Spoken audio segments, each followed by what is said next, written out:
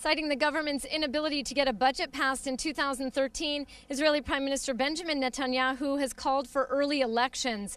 And now his cabinet has decided the date. On January 22nd, Israelis will go to the voting booths. Here in Israel, a number of polls show that Netanyahu, a conservative, does not face any formidable challengers from the center-left parties. It looks like he's set to easily win another term in office.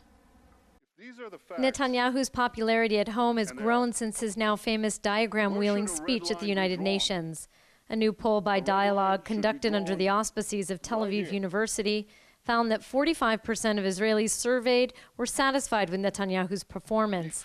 That's up from 38% just 2 weeks ago, and those that were unsatisfied dropped to 45%, down from 53%. Overall, that's a 15 percentage point improvement for Netanyahu, who still commands a strong base of support from the public.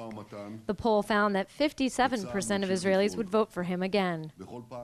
And he has done a good job of certainly weathering a lot of the economic instability in the world and putting Israel's economy really on the right course.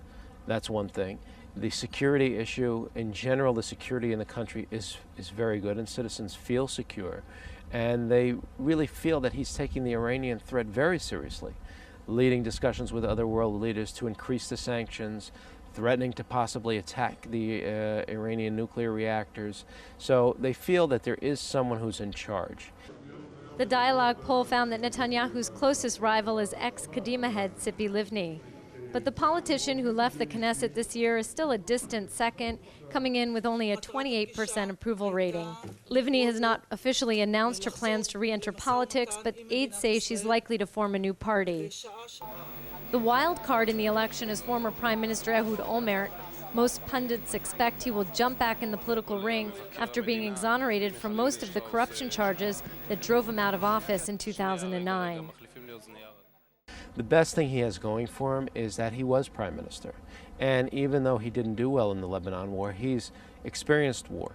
And he's made life and death and critical decisions. And Israelis know that. And Israelis also know that he was forced to resign for charges and for accusations that turned out not to be true. So Israelis feel somewhat bad about that.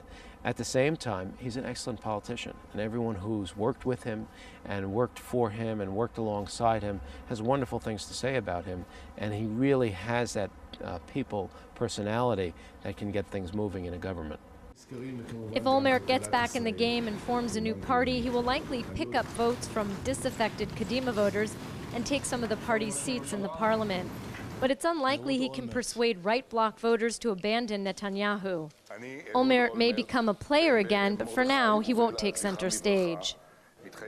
The daily Israeli newspaper Ma'ariv conducted a poll on the party showing that Netanyahu's Likud party would pick up 2 seats, with a total of 29.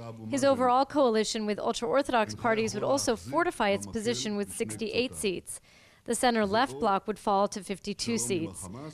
The poll predicted that Yair Lapid's new party would pick up 17 seats, an impressive start for the ex-journalist turned politician, Israel's newest face in politics.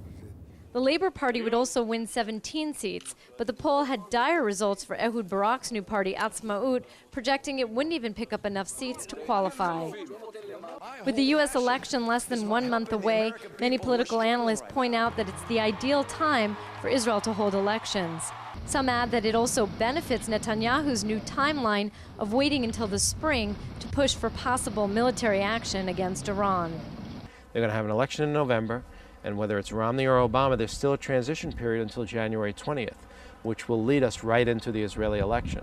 So that now is really a dead time where you don't, if Israel's going to go out and attack the Iranian nuclear facilities, you want to do it when not only do you have the backing of the United States, but the United States is actually functioning in foreign policy and focused on foreign policy.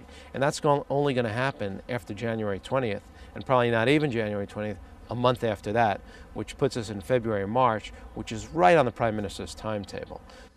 The process for early elections will begin next week when the Knesset reconvenes for its winter session. A motion will be put into place to dissolve the Knesset. It's expected that it should pass rather quickly in a day or two, and then the political race for the top job and a new Knesset will begin. Jordana Miller, JN1, Jerusalem.